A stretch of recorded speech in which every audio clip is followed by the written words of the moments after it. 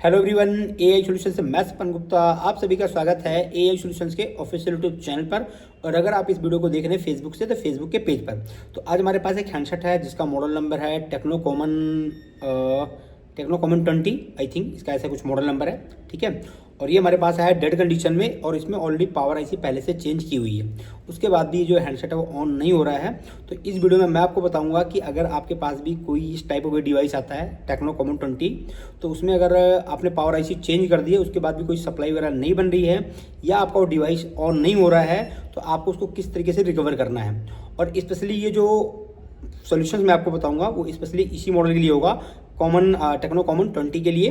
उसके अलावा अगर किसी भी हैंडसेट में इसका जो सेम पावर है, अगर वो सेम पावर आईसी का यूज किया गया है, ठीक है, तो उस हैंडसेट में भी आप इस कॉन्सेप्ट को अप्लाई कर सकते हो। तो चलिए मैं आपको बताता हूँ कि ऐसी कौन सी प्रॉब्लम है जिसमें पावर चेंज करने के बाद भी आपका पावर वर्क नहीं करेगा। तो फर्स्ट मैं आपको हैंडसेट की कंडीशन दिखाता हूँ। और ये देख सकते हैं अभी जो इसकी पावर आईसी पे काम किया हुआ है, ये देखिए, ठीक है, पावर आईसी पे काम किया हुआ है और पावर आईसी चेंज की हुई है। उसके बाद भी जो भी है बक सप्लाई जनरेट नहीं हो रही है। ठीक है, तो सबसे पहले मैं आपको यहाँ पर जो बैटरी का वोल्टेज है वो बैटरी का वोल्टेज मैं आपको चेक करके दिखाता हूँ कि बैटरी का वोल्टेज क्या है। ये देखिए, आप ऊपर एम्पियर मीटर में देख सकते हैं बैटरी का वोल्टेज मैं आपको चेक करके दिखा रहा हूँ। ये देखिए, बैटरी जो है वो 4 वोल्ट चार्ज है। ठीक है, हम जब यहाँ पर बैटरी लगाते हैं तो मैं आपको दिखाता हूँ कि अभी यहाँ पर जो वी बैट पे है, वी बैट पे पावर सप्लाई क्या आ रही है। ये देखिए, यहाँ पर वोल्टेज भी आ रहे हैं 4 वोल्टेज, ठीक है ना। अब उसके बाद जैसे कि आप सभी को पता है जो हमारी पावर आईसी होती है इसके बगल में जो ये कैपेसिटर लगे होते हैं ये हमारे बीपीएच के कैप होते हैं। अब देखिए इसमें हम चेक करते हैं यहाँ पर, तो ये देखिए बीपीएच का जो कैप है, बीपीएच के कैप पे भी 4 वोल्टेज बन रहे हैं, ठीक है ना। लेकिन अभी देखिए बक सप्लाई पे, यहाँ पर मैं आपको बक सप्लाई चेक करके दिखा रहा हूँ। देखिए यहाँ पर कोई भी वोल्टेज नहीं है, देखिए कोई वोल्टेज नहीं है। और एक चीज़ आपको ध्यान रखना है कि इसमें लीकेज शॉर्टिंग की प्रॉब्लम नहीं है। इस बात का आपको ध्यान रखना है कि हैंडसेट में लीकेज शॉर्टिंग की प्रॉब्लम कहीं पर भी नहीं है, तो आपको कंफ्यूज नहीं होना है, ठीक है ना। अब एक बार मैं आपको चार्जिंग लगा के यहाँ पर दिखाता हूँ, चार्जिंग इंसर्ट करके दिखाता हूँ कि यहाँ पर क्या कंडीशन है, ठीक है ना। और ये देखिए अभी मैंने चार्जिंग इंसर्ट किया है और आप देखिए वहाँ पर एम्पियर कंजप्शन क्या है, ठीक है, 1.2 एम्पियर ले रहा है, ठीक है। और मैं अगर आपको देखिए फ्रंट पे दिखाऊँ, देखिए तो बिल्कुल भी ऑन नहीं है, कुछ भी यहाँ पर नहीं आ रहा है, देख सकते हैं आप, ठीक है ना, कुछ भी शो नहीं हो रहा है। और इस कंडीशन में भी अगर मैं आपको चेक करवाता हूँ तो देखिए यहाँ पर क्या कंडीशन होता है, यहाँ पर मैं आपको चेक करवाता हूँ एक बार। तो देखिए वोल्टेज यहाँ पर आ रहे हैं 4.1, ठीक है ना, ये मैंने वी बैट पे चेक किया है, ठीक है, 4.1 वोल्टेज यहाँ है। और ये मैं बीपीएच पे चेक कर रहा हूँ, देखिए बीपीएच पे भी 4.2 वोल्टेज आ रहे हैं। लेकिन अभी देखिए बक सप्लाई अभी भी कहीं पर नहीं बन रही है, देखिए कहीं पर बक सप्लाई बिल्कुल भी जनरेट नहीं हो रही है, ठीक है। तो इस टाइप से अगर आपके पास कोई हैंडसेट आता है तो सबसे पहले आपको क्या करना है, इस चीज़ को आपको ध्यान रखना है। फर्स्ट तो आपको जो है ये जो बैटरी है, ठीक है, टेक्नो कॉमन 20 में, ठीक है ना, इस बैटरी कनेक्टर के आप इस पॉइंट को देखेंगे तो ये पॉइंट वाली जो है वो थर्मल लाइन है, ठीक है ना। यहाँ पर आपको चेक करना है वोल्टेज, इस थर्मल लाइन पे आपको वोल्टेज चेक करना है, ध्यान रखिए यहाँ पर आपको वोल्टेज चेक करना है। देखिए ये हमारा है वी बैट और यहाँ पर आपको वोल्टेज चेक करना है। तो देखिए अभी थर्मल लाइन पे कोई वोल्टेज नहीं आ रहा है, जो कि थर्मल लाइन पे हमारा 1.8 से 2.8 के अप्रोक्स आना चाहिए यहाँ पर, देखिए, ठीक है। थर्मल लाइन पे कोई वोल्टेज नहीं है, इस चीज़ को आपको ध्यान रखना है, ठीक है। तो थर्मल लाइन पर अगर आपको कोई वोल्टेज नहीं है तो एक जो बीपीएच का वोल्टेज है वो आपको यहाँ वेरीफाई करना है, ध्यान से देखिएगा, बीपीएच का वोल्टेज आपको यहाँ वेरीफाई करना है। मैं आपको एक बार दिखाता हूँ, यहाँ पर बीपीएच का वोल्टेज आपको वेरीफाई करना है।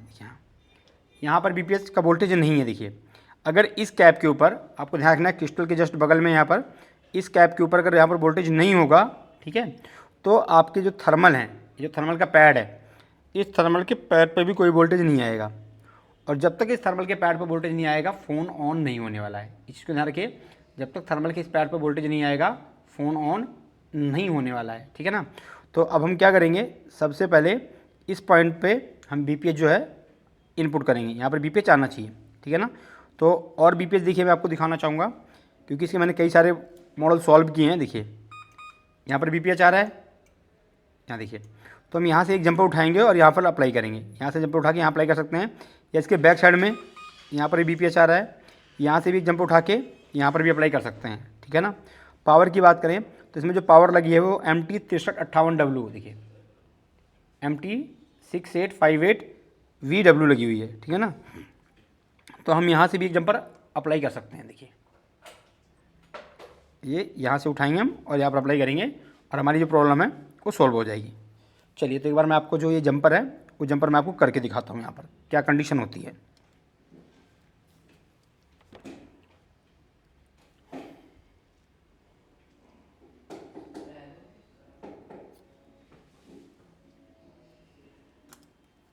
देखिए हम एक जंपर को अप्लाई करेंगे यहाँ पर,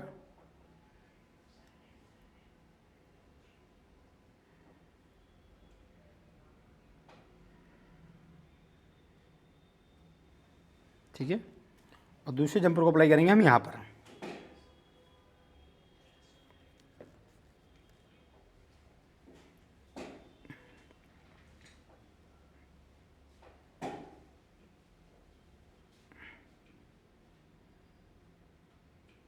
ओके, यहाँ पर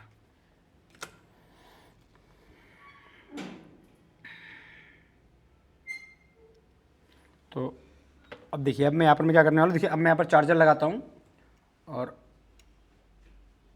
चार्जर लगाने के बाद मैं आपको दिखाता हूँ यहाँ पर क्या कंडीशन होने वाली है, ठीक है। देखिए अभी मैंने चार्जर लगा दिया है और अभी तक देखिए थर्मल पे कोई वोल्टेज नहीं आ रहे थे, थर्मल लाइन पे देखिए इस लाइन पे यहाँ पर कोई वोल्टेज नहीं थे थर्मल पर। आप चेक करके दिखाता हूँ आपको, ये देखिए थर्मल पे 2.7 वोल्टेज आने स्टार्ट हो गए हैं, ठीक है ना। अब अगर हम बक सप्लाई चेक करेंगे तो हमारी जो बक सप्लाई है वो भी बनना स्टार्ट हो गई है। ये देखिए 1.8, यहाँ पर कोई सप्लाई नहीं है। यहाँ 0.7 मतलब 700 मिली वोल्ट, 798 वही अप्रोक्स जो CPU की ले जाती है। यहाँ पर भी सप्लाई ओके है, यहाँ पर भी ओके है, यहाँ पर भी ओके है, यहाँ पर भी ओके है और यहाँ पर भी ओके है, ठीक है ना। तो अब जो हमारा हैंडसेट है ये प्रॉपर ऑन हो गया होगा, तो मैं एक बार आपको दिखा देता हूँ यहाँ पर।